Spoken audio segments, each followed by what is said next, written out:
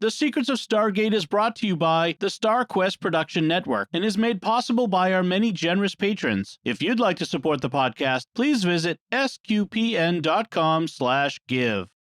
You're listening to The Secrets of Stargate, episode 73. Janet West, Jackson has identified the seventh symbol. All right, here we go. We are about to try to make a connection.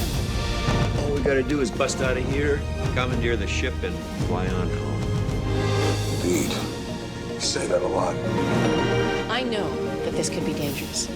But this is our job, right? It's what we signed on to do. It was never about going home. It's about getting us to where we're going. Hello and welcome to The Secrets of Stargate, where we talk about hidden meanings and deeper layers found in the Stargate movies and series, including SG-1, Atlantis, Universe, and more. I'm Father Cory Sticha. With me today are Lisa Jones and Victor Lambs. Howdy, Lisa. Hey, Father Cory. Howdy, Victor. Howdy do, Father Cory. Before we begin, I'd like to invite you to join our Discord server. We're having a lot of fun over there, a lot of good discussion, and you can join in those discussions on all our shows. Get your invite at sqpn.com/discord. All are invited to join, even if you're not a Patreon patron. Of course, we would like to have you as a Patreon patron as well.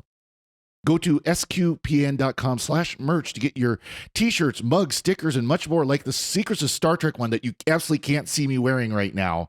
You can get that and more at sqpn.com/merch. Today we're discussing Scorched Earth, the 9th episode from the 4th season of Stargate SG-1. After finally getting the Incarn people settled on a planet that meets their needs, troubling news comes from another village. A giant ship is terraforming the planet in order to restore the Gadmir, a sulfuric-based bug-like species that went extinct 1,000 years ago. SG-1 is teleported onto the ship and meets Lotan, a biomechanical robot created to interface with the humans and Incarns. Turns out the planet also meets the requirements for terraforming to reestablish the Gadmir civilization, and that the ship cannot begin again on another planet. Well, Colonel O'Neill looks for a way to stop the ship, eventually settling, to Major Carter's chagrin, on turning a Naquita generator into a bomb. Daniel convinces Lotan to stop the terraforming long enough to find the original Incarn world in the ship's database. This allows Lotan to take the Incarns to their homeworld, after which the ship will return and finish the terraforming. What do you think of this one, Lisa? I like this one. This is, it's just Stargate. I mean, this is what makes the show the show. You've got technobabble, you've got Jack and Daniel arguing and angsting over each other. You've got new aliens, really, really good ship and scenery and stuff like that. And you got your little quips. Unfortunately, I will say Teal'c didn't have much to do. And Carter didn't have that much to do besides technobabble and exposition. But overall, I like it. And I know we're going to talk about this. I like that they wrap it up in a neat little bow at the end. How about you there, Victor? Well, this certainly is an episode of Stargate SG-1. I had very fond memories of this episode. And then I rewatched it, and really it has Brian Markinson in it, like who you've seen in just about everything, whether or not you've seen him in everything. Yep. He's been in everything. He's very good in it. The giant ship is good. There are some good ideas, but this episode, like rewatching it again, didn't do a lot for me. Yeah. So I mean, it's a perfectly serviceable episode. Like I said, there's some good things that are working for it, but at the end of the day, it just kind of, it's just there for me. Yeah. I think I'm kind of in the middle of you. I'm not quite as enthusiastic as you are, Lisa, about it. And I'm definitely not as on it as Victor is. I'm kind of right firmly in the middle. I enjoy the episode. Yeah. This is one I've always enjoyed. Especially you get kind of the Data character, that Lotan is definitely a Data. I mean, that's what he is. I don't understand why they would be so upset about I'm destroying the world that they've decided is their new home world. I can't understand that. But he even has the yellow eyes. Yeah, exactly. Yeah. but he's only a day old. Yeah, but he gets the development, kind of gets the development of, oh, okay. And then, of course, at the end where he goes, well, you can join us. Well, that's not against my programming. That sounds like a Data answer. Yeah. I'm not opposed to it because it's not against my programming. So I really enjoyed watching Daniel try to use logic and reasoning in order to effectuate the change he wanted. So maybe that's the former lawyer in me, but it was really neat seeing him kind of lead him down that path of, well, they were built to civilization on laws and peace and civility and life. And so how can their new civilization be built on genocide? I really like the way they did that. Oh, absolutely. That was a very nice line. It's like, you're here to protect life on the ship, or are you here to protect the integrity of the life on this ship? Right. And that was a very good point. How do you think your masters would feel when you got them all resurrected and created, and then all of a sudden, oh yeah, you did this by killing everyone off? Yeah. In the Inkarans case, though, they're just a bunch of like whiner babies. They're never satisfied with anything. Like, why'd you save us from the Gould and bring us here? And now there's a ship that's going to kill us. Yeah. And why is it you said we'd be safe here and now you're not? Now it's like, ugh. I guess I could kind of understand though, because if you've ever had to move a lot, it's like, I packed up all my stuff and it took me forever to pack all this stuff up, and we moved here and now we got to do it all again. I mean, I can understand, and and if we don't move, we're gonna die. It's just terrible little things like that. They won't die. Do they still have the address of that water planet from Watergate? Just dial that up and just send them through. See if they like that better. They won't go blind. Actually, they were the Inkarans were what they actually mentioned them in Watergate. They're like, hey, how's that Inkaran situation working out? And it's like, I don't know. Let's dial it up and see. And then that's when they are locked out by the Soviet gate. Yeah, exactly. Russian we first gate, hear sorry. about them. Yeah, we first hear about them because of the issues of the Russian gate. They're waiting to hear back or check in on them or something. Yeah, that's absolutely right. So Yeah. it's kind of rare though that they'll do that, where they'll throw something like that out there in one episode as a one-liner. Oh, we're waiting for SG-10 to come back from planet P312345, and we can't get a hold of them. And you never hear anything about P12345. So it's pretty rare that they actually follow up on that. And I doubt when we watched it the first time 20-something years ago, if the name and Karin stuck in our heads, maybe it did for y'all. I can honestly say I didn't notice it until watching it this time around, this loop, that the Inkarans, and then here it is in 2 more episodes. So I like the way they planted that. Well, and if they had gone in the order they initially intended to do it, that this would have been right after Watergate. And then, oh, okay. Right? Because you're mentioning that this was the first episode written by Malzani and the other writer, and then Window of Opportunity was the second one, right? Is that what you said, Victor? Yeah, this was the first Malazi and Mully episode written, which kind of, I think, got them the job. And then they wrote Window of Opportunity, and they produced Window of Opportunity first. So I don't know what they were. Yeah. If they had done that order, then it would have been right after that episode too. So just kind of an interesting way that could have worked out, where it could have made a little bit more of a connection again. Yeah, if you're watching it 2 weeks later and you're not looking at a wiki that doesn't exist, because wikis didn't exist when this was on, there'd be some, Usenet channel where, some nerd is like, well, I think we heard about these people before, but my VCR tape got over-recorded. So, no, I'm kidding. Yeah, on a bulletin board, right? Yeah. You know why I don't like the Inkarans? Like with the passion, it's because they remind me so much of the Madronans in the season 2 episode Touchstone. Oh, you're kidding? Where they're just like, the guy's blind, like the chief is blind, right? Or something. And he's always asking what's happening. And then he has like a daughter who's like, just complains about like, where's our touchstone? You took our touchstone. Bring it back. We're all going to die. And then all they do is sit there and complain. And the Inkarans, I'm like, it's like social agency. Granted, you were abducted from your planet by the Gould, right? SG-1 saved you. Nothing is certain in this world. They did ask SG-1 to get their weapons. They would fight with SG-1's weapons. Yeah. Yeah, that's going to work, especially when, they go back to Earth and General Hammond's like, nope, not going to happen. And then, so they obviously this is a main plot point, but they have an Aquila generator with them. And they talk in the opening like bit about like, oh, and this generator you've brought, that will power our city. And you're like looking at, well, you're living in tents right now. You have giant cauldrons over open flames. Like, where exactly is this city? Well, and It'd been a month. It'd been a month.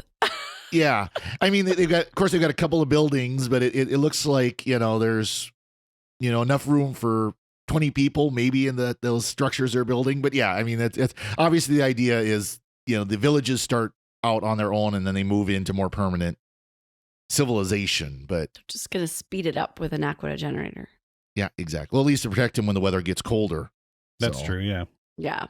But yeah, They can plug that into their big buddy propane heater or something. And well, and it's funny because, talking about the opening scene, it's like, boy, it's gotten really cold. And, well, we didn't expect to get this cold. Then we find out later that they were only searching for a habitable planet for like 2 weeks. Sorry, you're not going to have an idea what the full weather system of this planet is going to be like in 2 weeks. Mm-hmm. I don't know how good you are. put on a sweater. Because this could be, this planet could have a 500-year season cycle, where it's a 2,000-year cycle around the Earth. By the way, that was a plot line in Doctor Who, Classic Who at one point. A planet that had a 500-year season cycle, that every 500 years the seasons changed. And so this could be, the beginning of the 500 years. Be a long winter, that's for sure. Mm-hmm. Wasn't there a planet that the second moon was about to rise, and not second moon, second sun? Yeah. It was like 100 and something or 200 and something. See, you never know. Exactly. So, yeah, who knows? But yeah, we really didn't see Teal'c. No, and Teal'c, he was hiding. He kept getting stuck on the planet babysitting. Yeah, which would have been amusing, like if all the Incarans had started complaining to him and like he just said, "Suck it up" or something, Yeah. Suck it up, Buttercup. That would have been. Why do we funny, have to move? Yeah. Indeed. No. My house was destroyed by Apophis. Yeah. my son was kidnapped and brainwashed to turn against me. My wife divorced me and shacked up with this other guy who turned traitor on me. This is like who has the worst day kind of competition. Exactly. Yeah. I am considered a traitor by my people. Yeah. No. Yeah, so there's a lot going on there. What I think one of my favorite things about this episode, though, and we'll probably get to it, is when so the big moral dilemma here is whether or not Jack is going to order Carter to turn the Naquadah generator into a bomb, because that's the only thing that could possibly scratch this 2-mile wide ship. And it's 20-mile wide energy field, which there's some disconnect in the writing and the actual like visualization here, because they're like, the ship's 2 miles wide and it has a 20-mile wide energy curtain. And I'm like, it just has flamethrowers on it that are like burning what's directly underneath it. I don't see a energy curtain and they keep referring to the energy curtain. I'm just like, it's just a flame shooting down. Well, and of course, the bomb is sitting on the ground, which is easily, 100, 200 feet below the ship. That's a heck of a vertical explosion if you're going to, hurt the ship from it. But apparently it would work. Who knows? Well, except for Lotan brought it up into the ship, so it would have worked really well. Well, I do. I love that scene though, where he brings it up. What's this? Something you need to get rid of now. Yeah. The innocence of Lotan there. But I do like how Jack completely loses control of SG-1 in this episode. Like, Carter doesn't want to arm the bomb. She only does it because she's ordered. Jack doesn't strictly disobey an order, but he doesn't follow it either. Yeah. And then when Jack confronts Teal'c about it, Teal'c's like, yeah, I would have disobeyed your order too. Yeah. And you can see a look of on Jack's face. He's just like, I've just lost control of this team, which is funny. Like in the 4th season, we're 3.5 episodes or seasons in now. And it doesn't happen too often, but it was kind of a interesting moment there. Morality in question. What to do. There was kind of a parallel between the actual movie O'Neill, the with one L, and this O'Neill. The answer was blow it up. Big bomb, blow it up. And that he was almost disappointed that he couldn't use the big bomb to blow it up. So y'all kind of refresh my memory. Hammond wouldn't give him extra weapons. Mm-hmm. But where was Hammond's stance on blowing up the ship? I think he was pretty clear he didn't want the ship blown up at all. Okay, that's what I thought. You know, said find another way out of this. Yeah. Yeah. So O'Neill was violating his orders. Carter wanted to. Teal'c would have if he'd issued him orders. Right. And Daniel's over there like walking the line. Well, and Daniel violated the orders from O'Neill because O'Neill didn't want him to go and get on that ship. Mm-hmm. Although he did tell me to give him another option, so I'm giving him another option. Yeah. So I mean, I'll sounds give like him one that. of my kids. Like that's not actually what you said, Mom. Like you said, like here's the exact words you said. I didn't violate that. And Daniel, the way he like handles the conversation between the Incarans and Lotan is also pretty slick there, because like the Incarans are like, it's because of you we're gonna die, and Daniel's like just diffusing the situations, but then he seizes on it too, and you know, Lotan's like, oh, these people are like, I can see that they like to be alive, and Daniel goes, well, in a way they're your people, Lotan, because you've emulated. And it was that was a very slick kind of like, oh you know, thinking past the sail, you know, turn there. Yeah. Daniel's using all of his reasoning here, which it was funny because the very first season, we talked a lot about whether or not Daniel was the moral authority of the team, because it was said in his eulogy, and it was like no, first season. But now I feel like they really like lean into that, and of course every once in a while he goes off the reservation a little bit, or off the deep end, or you know, he does something where we're like, you know. But in this one, again, they had Jack being very military, very quick decisions. This is what we need to do. And Daniel's over there waving his arms going like, but wait, they're really nice people. And we have to, you know. Yeah, exactly. Well, I don't care who was here first. I like that he was able to get Lotan to go down to the planet and, this is a tree. I've heard of those. Right. This is better than the ship. Yeah. Yeah, Daniel's learned something sterile in all this. air on the ship. Yeah. Yeah, all these negotiations he's had to do and diplomatic stuff we make fun of. It's like, it's paying off. Yeah, exactly.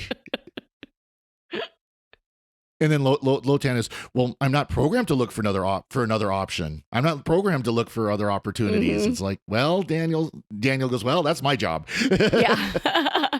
and then he keeps reinforcing, but this isn't against your programming. Yeah. It might not be what you're programmed to do, but actually you're helping them out. And, yeah. Well, did your parents specifically say you couldn't sneak out and go see this movie, or did they just say you couldn't sneak out? Right. Yeah. Right. Or that you couldn't go with that friend. Like you couldn't ride, you know, whatever. But they didn't say you couldn't sneak out and walk down the highway at 2 a.m. So yeah, exactly. Yeah, exactly.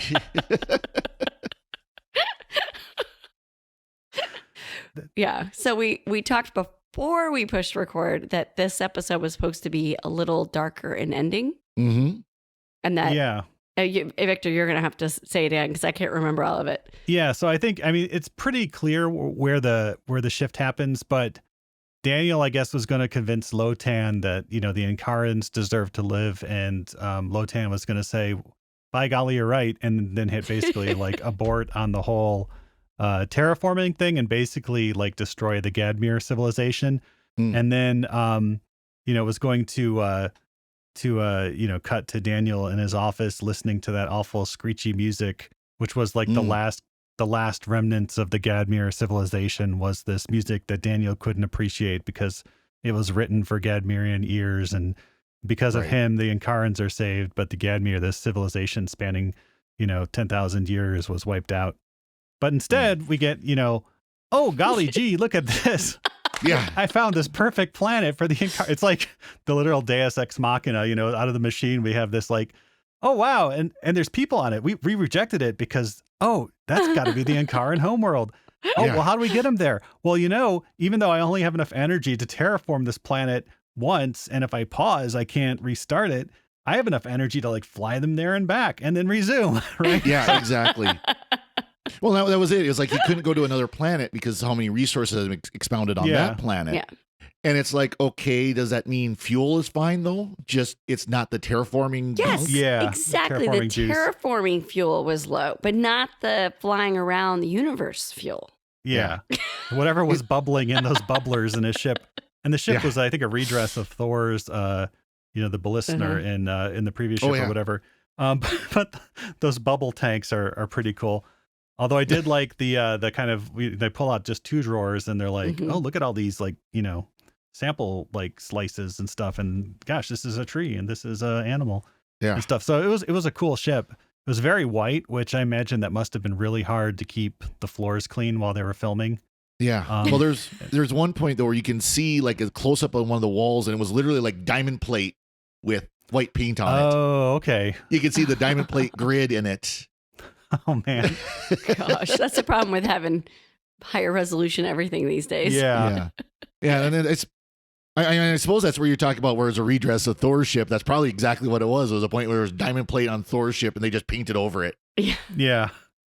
And at one point, like Sam has her P90 or whatever it is, and it looks like really bad. Like there's a light on the side and it looks like it's made out of cardboard or something. Oh.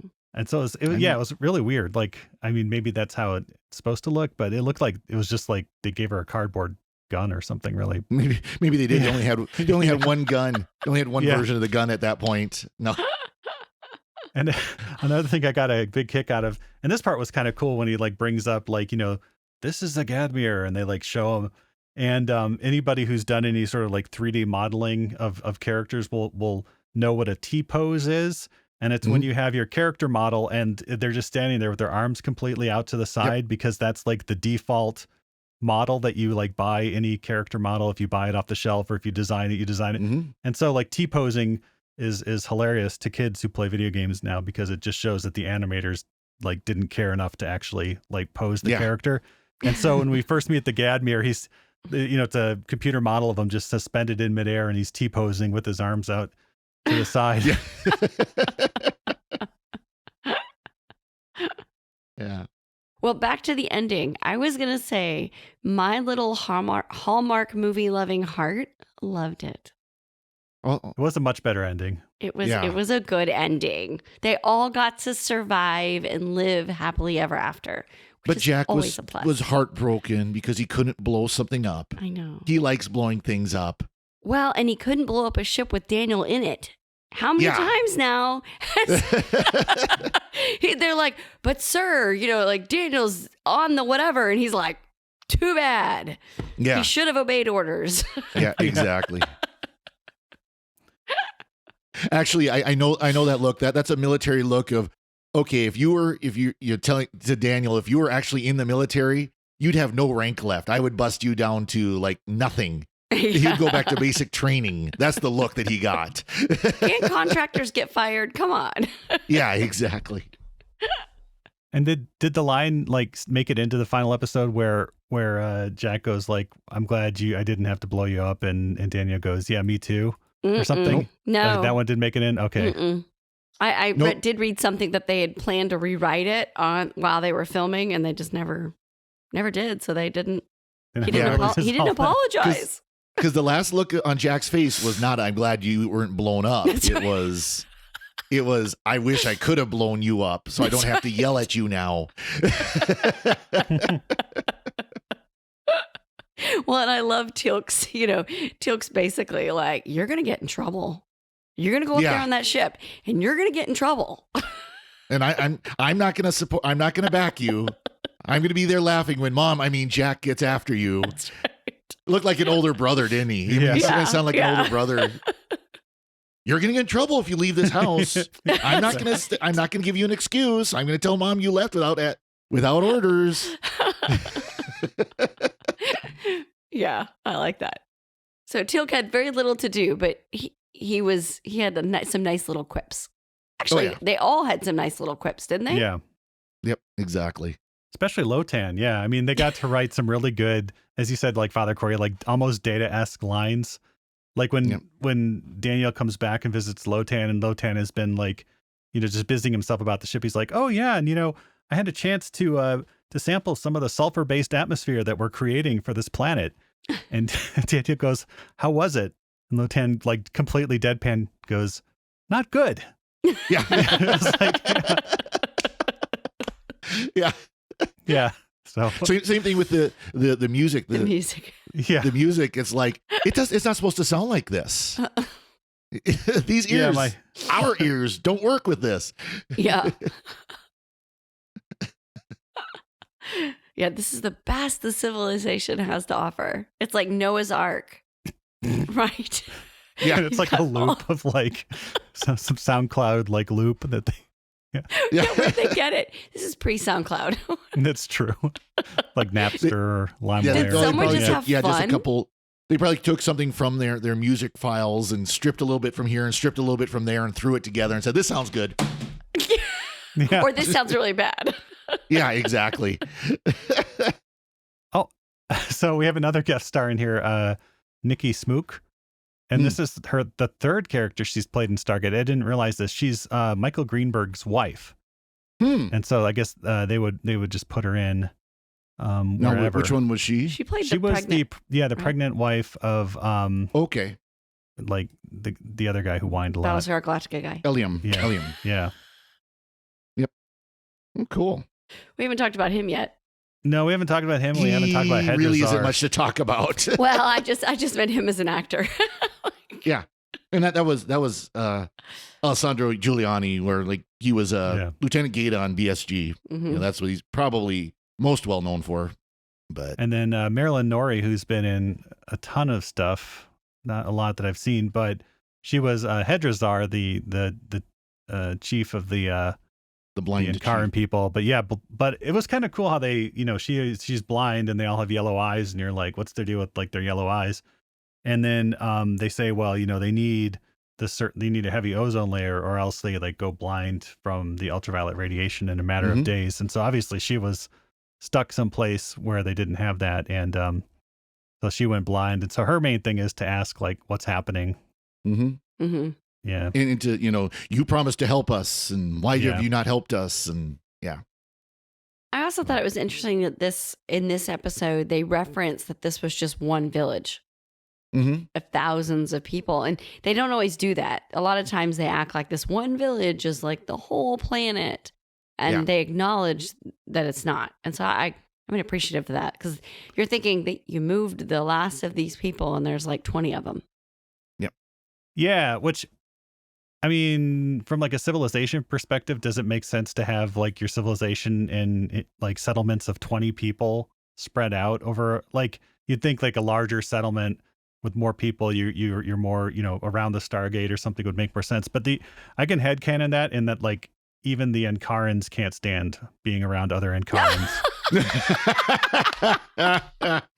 But they were going to name their baby after Colonel O'Neill. That's true. So yeah, they didn't say now if it was taste. going to be Colonel, Jack, or O'Neill. They didn't say which part of it. No, right. Hopefully the baby lasts a little bit longer than the warship. Yeah. Well, maybe, exactly. Yeah, we could reference back to 100 Days. Just make sure it's not the same name as that potential kid. Yeah. Now, of course, one thing that is consistent with Stargate is we don't see either the Gadmir or the Ankarans after this. There's not even mention of them after this. It's just kind of like they get forgotten. So we don't know, did the terraforming actually succeed? Did the Ankarans actually get to their home world, or was this another world? Were there people there? Yeah. Were they welcomed? Like, we don't know any of that. That was just left out. Yeah. Well, the terraforming would destroy the Stargate. They did say that the terraformer would basically wipe out the Stargate. So the Gadmir didn't care about the Stargate. And so unless the Prometheus or Daedalus swung by the planet at some point to check on them. And from a, let's say, budget perspective, it's really, to have a non-human form alien with, that is not carbon-based, it'd be really hard to film that. They could just make him invisible, and you need a special detector to see him. Well, they could have, there could have been a one-liner somewhere that was never even done. It's like, oh yeah, and Prometheus on the way to Atlantis swung by the Ankarans on the way out of the galaxy, that kind of thing. And so now teenage Colonel Jack O'Neill. Yeah, exactly. Yeah. All right, I did look up the foreign titles. Oh, yes. Yes. Okay, brace yourself. These are really original. The Germans. I'm going with the Germans first this time. The Incarns. Wow. That's it. That's pretty good. Yeah. They're pretty original. The French, Scorched Earth. Okay. The Italians, Scorched Earth. The Czechs, Scorched Earth. Hungarians. I'm just going to put you out of your misery. Hungarians and Russians, Scorched Earth. So the only other one that's different is the Spanish, and I think they win. Destroyed Earth. Ooh, I like that one. Only it's not really Earth. No. So Earth as in land, ground. Yeah. Well, yeah, and Scorched Earth is I don't know if we have any people who don't know this, but like, Scorched Earth is a phrase which means basically just like overreacting and causing utter desolation. Like you just go Scorched Earth on it and just completely wipe out everything because just to get at the one little thing that's your objective. It's like, salting the earth so nothing can grow there type of deal. I mean, it's burning your house down for a spider. Yeah, that would be Scorched Earth. That was just that one time. And the insurance people were totally cool with it. That's right. Yeah. It was a big spider. Come on. That's right. That's right. So anything else, guys, or anything from you two, or? No, there's, it's an episode. Oh, stop it. No. Haven't convinced them. Yeah, Brian Markinson is still the best thing about this episode. I'm glad we don't see the Incarns again. And it was a really cool spaceship. I did make a note that with all the exposition at the beginning, I really liked the way they handled it. Mm-hmm. Yeah, rather than just Carter and Hammond walking down a hallway over and over again or whatever. Yeah. Yep. It moves very quickly. Like we're on the planet within like, a few minutes, we see the ship. And then within like, 16 minutes, we meet the robot on the ship. And so it moves very quickly. They get to the point very quickly, which is good. Mm-hmm. I liked that. No, the only other thing I wrote down is that I watched Stargate is back on Amazon, and I watched it on Amazon this time instead of Netflix. And wow, I don't know what they did, but the quality is so much better. Nice. What they are showing on Amazon.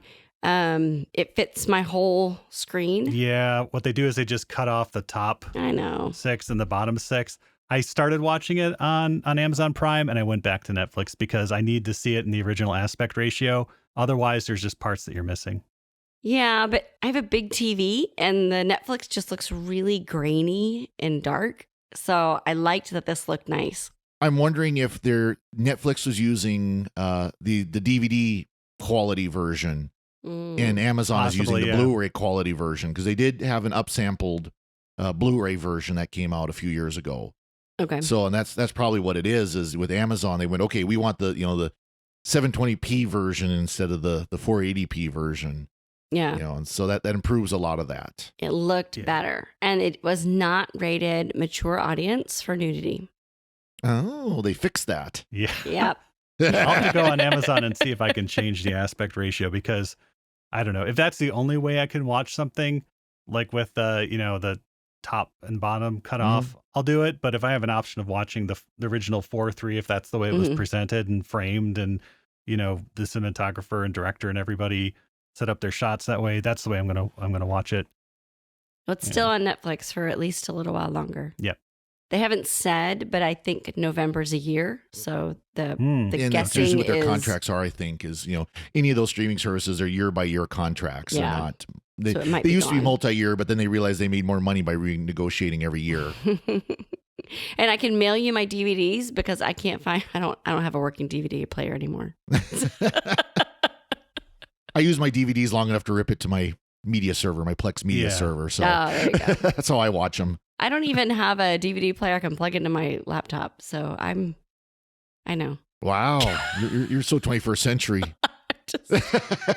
I'm trying to see what year or what season Stargate moved to 16:9 format. I thought it was around season 6 or season 7, but it could have been think later. it might have been like when Atlantis came out. It was kind of about that time. So around So it 8th only or had a 9th little season longer.